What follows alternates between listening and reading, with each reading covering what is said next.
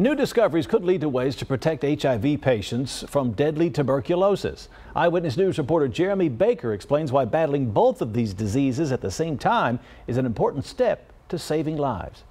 HIV and tuberculosis are considered comorbidities. That means if a person develops both illnesses at the same time, interactions could worsen the course of both diseases. That's why Texas Biomed is working to beat down TB to help save the lives of those with HIV and AIDS worldwide. I got tested and I tested positive. That was 1990. Carlos Carmona has been living with HIV for nearly 30 years, but that's not all. About 7 or 8 years ago, I found out that I was Hep C positive. Carmona beat the Hep C, which is a comorbidity disease with HIV. He also told me he tested positive for latent TB. I know that I will always test positive to TB.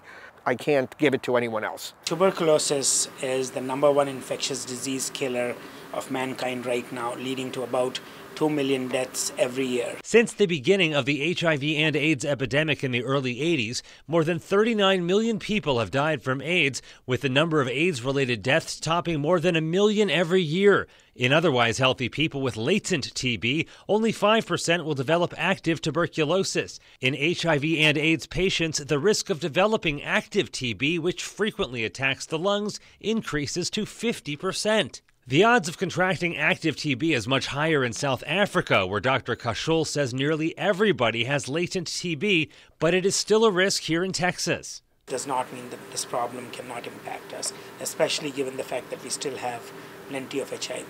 He says now is the perfect time for his team at Texas Biomed to be working to develop vaccines and medications to fight TB and protect those with HIV.